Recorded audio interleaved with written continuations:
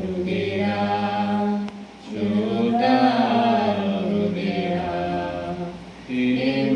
ಇಮ್ಮಾನುವೇಲನ ರುದಿರ ಶುದ್ಧ ರುದಿರ ಇದು ನಮ್ಮ ಮನದಿಂದಲೇ ಸೂಚಿಸುವ ರುದಿರ ಸೂಚಿಸುವ ರುದಿರ ಇಮ್ಮಾನುವೇಲನ ರುದಿರ ಶುದ್ಧ ರುದಿರ ಪಾಪಿಯು ತೊಳಕೊಳ್ಳ ಬರಲು ತಾನು ಬರಲು ಪಾಪವು ತೊಳಕೊಳ್ಳ ಬರಲು ತಾನು ಬರಲು ನಿತ್ಯ ಶಾಪವ ಹರಿಸುವ ಪುಣ್ಯದಲ್ಲಿರಲು ಪುಣ್ಯದಲ್ಲಿರಲು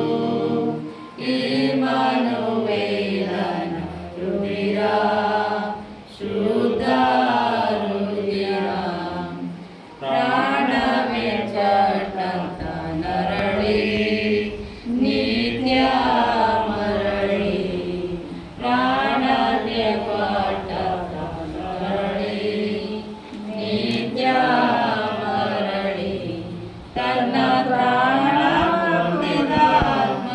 ಅನುದಿನ ಬರಲಿ ಅನುದಿನ ಬರಲಿ ಇಮ್ಮಾನುವೇಲನ ರುದಿರ ಶುದ್ಧ ರುದಿರ ದುಷ್ಟನು ಇರಲಿ ನೋಡಿ ಬೇಗ ಓಡಿ ದುಷ್ಟನು ಇರಲಿ ನೋಡಿ ಬೇಗ ಓಡಿ ತನ್ನ ಈವನ ಪೂರ್ತಿಯ ಮಾಡ್ಬಾದ ನೋಡಿ ಮಾಡ್ಬಾದ ನೋಡಿ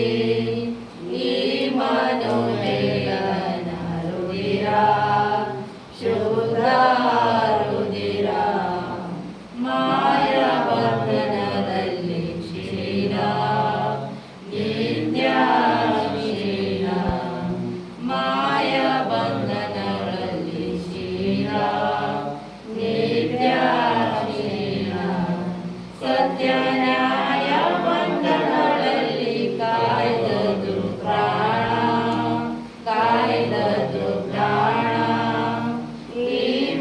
ಇಮ್ಮಾನುವೇಲನ ರುದಿರ ಶುದ್ಧ ರುದಿರ ಮರಣ ಬಂಧನದಲ್ಲಿ ಬಂದ ಶುದ್ಧ ಮರಣ ಮರಣ ಶಂಕರದಲ್ಲಿ ಬಂದ ಮರಣ ಮರಣ ಸ್ವಾಮಿ ಮರಣವೇ ನೋಡದು ದೋಣಿಸ ಕರುಣ ದೋಣಿಸ ಕರುಣ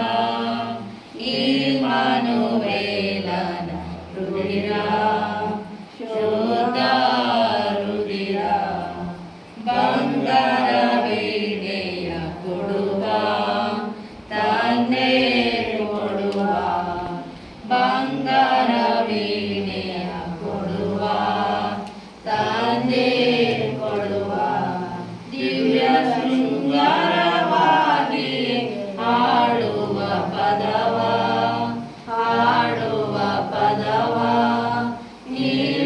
ಇಮ್ಮಾನುವೇಲನ ರುದಿರ ಶುದ್ಧ ರುದಿರ ಮುಕ್ತಿ ಲೋಕವ ಸೇರಿ ನಾನು ನಿತ್ಯ ನಾನು ಮುಕ್ತಿ ಲೋಕವ ಸೇರಿ ನಾನು ನಿತ್ಯ ನಾನು ಭವ್ಯನಾಗ್ತಿರು ಹಾಗೆ ಬಾಳುವೆ ನಾನು ಬಾಳುವೆ ನಾನು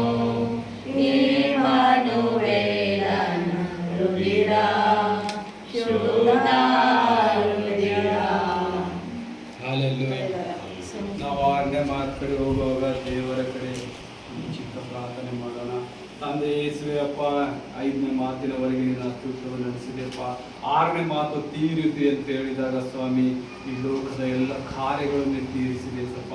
ಮುಂದಿನ ಕಾರ್ಯ ಪವಿತ್ರಾತ್ಮ ದೇವರೇ ನೀವು ನಡೆಸಿದ ತಂದೆ. ಆಮೇಲೆ ಹಲ್ಲೆಲೂಯಾ. ನಾವು ಯೋಹನ ಬರೆದ ಸುವಾರ್ತೆಯಲ್ಲಿ ನೋಡ್ತೀವಿ, 19ನೇ ಸಂಧಿ 30ನೇ ವಚನದಲ್ಲಿ ತೀರಿತು, ಏನು ಮುಗ್ದಿತ್ತು, ಏನು ಕಾರ್ಯ ಮುಗ್ದಿತ್ತು ಅಂತ ಕೇಳಲ್ಪಡುವಾಗ ಲೋಕಕ್ಕೆ ಆತನು ಬಂದ ಉದ್ದೇಶ ಸಂಪೂರ್ಣವಾಗಿ ಮುಗಿಸಿಟ್ಟಿರು. ಯಾವುದು ಅವನು ಏನೇನು ಕಾರ್ಯಗಳಿದ್ವು, ಅವನು ಏನೇನು ಮಾಡಬೇಕಿತ್ತು ಅವೆಲ್ಲ ನೆರವೇರಿತ್ತು.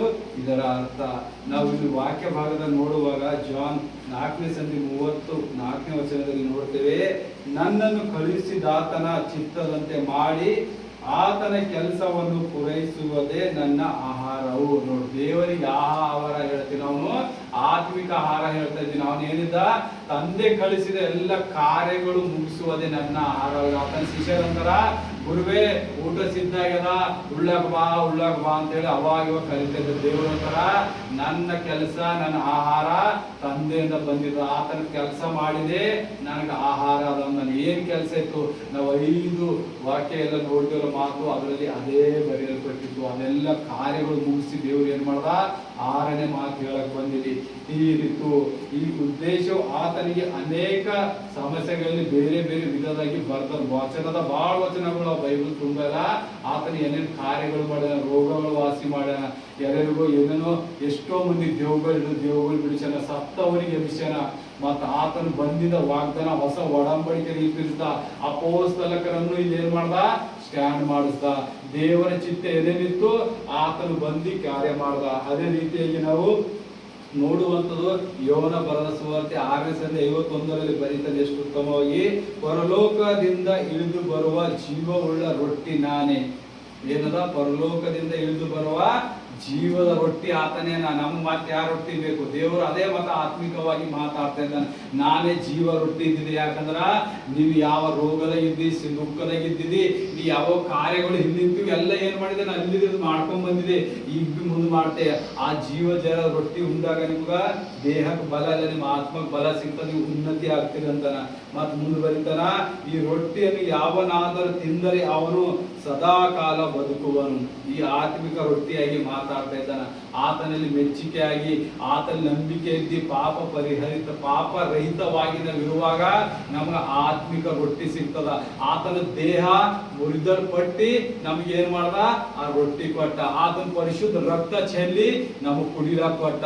ಅದೇ ದೇಹದಿಂದ ನಮ್ಗ ಪರಲೋಕ ರಾಜ್ಯಕ್ಕೆ ಸೇರ್ಬೇಕಾದ್ರ ಆತನ ಜೀವವುಳ್ಳ ರೊಟ್ಟಿ ನಾವು ತಿನ್ಬೇಕು. ಮತ್ತು ಏನ್ ಬರ್ತದೆ ಮುಂದೆ ನೋಡ್ರಿ, ಮತ್ತು ನಾನು ಕೊಡುವ ರೊಟ್ಟಿ ನನ್ನ ಮಾಂಸ, ಅದನ್ನು ಲೋಕದ ಜೀವಗೋಸ್ಕರ ಕೊಡುವೆನು ಎಂದು ಹೇಳಿದನು. ಲೋಕದ ಜೀವ, ಆತನ ಮಾಂಸದ ಏನ್ ಮಾಡ್ತಾನ, ಈ ಲೋಕದ ಜೀವದ ನೀವು ತಕ್ಕುವ ಕಮ್ಮನೇನು ಸುಮ್ಮನೆ ಏನೋ ಹೋದ ದ್ರಾಕ್ಷಿ ರಸ ಇಲ್ಲ, ಆತನ ಪರಿಶುದ್ಧ ದೇಹ ರಕ್ತ ನಿಮ್ಗೆ ಕೊಡ್ಲತ್ತಾನೆ. ಯಾಕ, ಆತನು ರಕ್ತ ಚೆಲ್ಲಿ ನಿಮ್ಮನ್ನು ಏನ್ ಮಾಡ್ಯಾನ, ಆರಿಸ್ಕೊಂಡನ. ಯಾರಿಂದ? ದುರಾತ್ಮನಿಂದ, ರೋಗದಿಂದ, ಪಾಪದಿಂದ, ಶಾಪಗಳಿಂದ ಏನ್ ಮಾಡಿದನು, ಅವ ಕ್ರಯ ಕೊಟ್ಟಿ ನಮಗ್ ಬಿಡಿಸ್ದ. ಆ ಗುಲಾಮ್ತನಿಂದ ನಮಗ್ ಬಿಡಿಸಿ ರಾಜ ಕೊಟ್ಟ. ಅದಕ್ಕೆ ನಾನ್ ರೊಟ್ಟಿ ತಿಂದು, ನಾ ಕೊಡುವ ರೊಟ್ಟಿ ತಿಂದ ನಿಮ್ಗೆ ಏನಿಲ್ಲ ಹಸಿವೆ ಆಗಲು ಅಂತಂದೇವು. ಮತ್ತ ಅದೇ ಮಾತು ನಾವು 17ನೇ ಸಂಧಿ 14ನೇ ವಚನದಲ್ಲಿ ನೋಡ್ತೇವೆ, ಏನ್ ಬರ್ತಾರ, ಮಾಡಬೇಕಾದ್ದು ನೀನು ನನಗೆ ಕೊಟ್ಟಿದ್ದ ಕೆಲಸವನ್ನು ನಾನು ನೆರವೇರಿಸಿ ನಿನ್ನನ್ನು ಭೂಲೋಕದಲ್ಲಿ ಮಹಿಮೆ ಪಡಿಸಿದ್ದೇನೆ. ನೋಡಿ, ದೇವರು ಯಾಕೆ ಕಾರ್ಯ ಕಳಿಸಿದ, ಆ ಕಾರ್ಯ ಸಂಪೂರ್ಣವಾಗಿ ದೇವ್ರು ಏನ್ ಮಾಡ್ದ, ಕಾರ್ಯ ಮುಗಿಸಲ್ಪಟ್ಟ. ಏನೇನು ಕಾರ್ಯ ಕೊಟ್ಟಿದ್ದ ದೇವರು, ಏನೇನು ಪ್ರವಾಸಿಗಳು ಮಾಡ್ದ ದೇವರು. ಹುಟ್ಟಲ್ಗಿಂತ ಮೊದಲು 1000-2000 ವರ್ಷಗಳಿಂದ ಪ್ರೊಫೆಸಿ ಮಾಡಿದ ಎಲ್ಲ ಕಾರ್ಯಗಳು ಏನ್ ಮಾಡ್ದ, ಫುಲ್ಫಿಲ್ಮೆಂಟ್ ಮಾಡ್ದ. ಎಲ್ಲ ಕವಿನೆಂಟ್ಗಳು ಬರ್ದ, ಹೊಸ ಒಡಂಬಡಿಕೆ ಬರ್ದ. ಈ ಪದ್ಧತಿ, ಈ ವಿಚಾರ ಹಳೆ ಒಡಂಬಡಿಕೆ ಇದ್ದ ಸಂಬಂಧ ಎಲ್ಲ ತೆಗೆದು ಏನ್ ಮಾಡ್ದ, ಹೊಸ ಒಡಂಬಡಿಕೆಯಲ್ಲಿ ಪಾಲು ಮಾಡ್ದ. ನಾವು ಮತ್ತಾಯನ ಬರೆದ ಸುವಾರ್ತೆಗೂ ನೋಡ್ತೇವೆ, ಅದೇ ಕೆಲಸ ದೇವರು ಹೇಳ್ತಾನೆ 26:39ರಲ್ಲಿ, ಸ್ವಲ್ಪ ಮುಂದೆ ಹೋಗಿ ಬರಳು ಬಿದ್ದು, ನನ್ನ ತಂದೆಯೇ, ಸಾಧ್ಯವಾದರೆ ಈ ಪಾತ್ರೆ ನನ್ನನ್ನು ಬಿಟ್ಟು ತೊಲಗಲಿ, ಹೇಗೂ ನನ್ನ ಚಿತ್ತವಾಗದೆ ನಿನ್ನ ಚಿತ್ತವೇ ಆಗಲಿ ಎಂದು ದೇವರನ್ನು ಪ್ರಾರ್ಥಿಸಿದನು. ನೋಡಿ, ದೇವರು ಏನಾಗ್ತಾನ, ನನ್ನ ಚಿತ್ತ ಆಗದೆ ಏನಿಲ್ಲ, ಈ ಬಂದಿದ್ದ ಸಿಲಿಬೆ ಆಯ್ತು, ನಾ ಬಂದಿದ್ದ ಕೆಲಸ ಆಯ್ತು, ಅವೆಲ್ಲ ಏನಾಯ್ತು ನಾ ತೀರಿಸಿದೆ, ಇದು ನನ್ನ ಕಾರ್ಯ ಎಲ್ಲ ನಿನ್ನ ಚಿತ್ತದ ಅಂತ ಹೇಳಿ ಅವನು ಬರಳು ಬಿದ್ದು ಎಲ್ಲಿ ಮಾಡ್ದ, ಪ್ರಾರ್ಥನೆ ಮಾಡ್ದ. ಯಾಕೆ ಮಾಡ್ದ? ದೇವರು ಕಲಿಸಿದ ಉದ್ದೇಶವನ್ನು ಸಂಪೂರ್ಣವಾಗಿ ಮುಗಿಸೋದಕ್ಕಾಗಿ. ಇಲ್ಲಿ ತೀರಿತಿ ಎನ್ನುವ ಪದಕ್ಕೆ ಏನ್ ಮಾಡ್ತಾರ, ಪಾಪಿಗಳಿಗಾಗಿ ಆತನು ತ್ಯಾಗ ಮತ್ತು ಪಟ್ಟ ಕಷ್ಟಗಳು ತೀರಿತು ಎಂದು ಅರ್ಥವಾಗುತ್ತದೆ. ನೋಡು, ನಮ್ಮ ಪಾಪಗಳು ಆತನ ತ್ಯಾಗ ಮತ್ತು ಕಷ್ಟಗಳು ಪಟ್ಟಿದ್ದರಿಂದ ಇಲ್ಲಿ ಏನಾಯ್ತು, ತೀರಿತು ಅಂತಾಯ್ತು. ಆತನು ಲೋಕದ ಪಾಪವನ್ನು ಏನ್ ಮಾಡ್ದ, ನೀಗಿಸಿದನು. ಆತನು ಜನರನ್ನು ತನ್ನ ರಕ್ತದಿಂದ ಏನ್ ಮಾಡ್ದ, ಬಿಡುಗಡೆ ಕೊಟ್ಟ. ಆತನ ರಕ್ತದಿಂದ ಏನ್ ಮಾಡ್ದ, ನಮಗ ಬಿಡುಗಡೆ ಸಿಕ್ತು. ಎಲ್ಲರೂ ಪಾಪದಿಂದ ಬಿಡುಗಡೆ ಮತ್ತು ರಕ್ಷಣೆ ಸತ್ಯವಾದಂತೆ ಮಾಡಿದನು. ಪಾಪ ಬಿ ಬಿಡಿಸ್ದ, ಸತ್ಯ ಮಾರ್ಗದಲ್ಲಿ ಬಿ ನಡೆಸ್ದ. ಯಾಕ? ಆತನ ದೇಹ ರಕ್ತ ಇವೆಲ್ಲ ನೆರವೇರಿಸಿ ತೀರಿತು ಅಂತ ಹೇಳಿ ಕಾರ್ಯ ಮಾಡ್ತಾನ. ಆತನ ರಕ್ಷಣೆಯಲ್ಲಿ ಪಾಪ ಮಾಡುವ ಯಾರು ಉಳಿಯೋದಿಲ್ಲ. ಆತನ ಮಾತ ಒಂದು ನೆರವೇರೋದಂತೇಳಿ ಎಲ್ಲ ನೆರವೇರಿಸಿ ಇಲ್ಲಿ ತನಕ ಎಷ್ಟು ಬಿ ಫುಲ್ಫಿಲ್ಮೆಂಟ್ ಇತ್ತಲ್ಲ ಎಲ್ಲ ಫುಲ್ಫಿಲ್ಮೆಂಟ್ ನಡೆಸ್ತು. ದೇವರು ಏನ್ ಹೇಳ್ತಾನ, ಆ ತೀರಿತು ಎಂಬ ಪದಕ ದೇವರಲ್ಲಿ ನೀ ಗಳಿಸಿದ ಕಾರ್ಯಗಳು ನಾನು ಎಲ್ಲ ಮುಗಿಸಿದ್ದೇನೆ.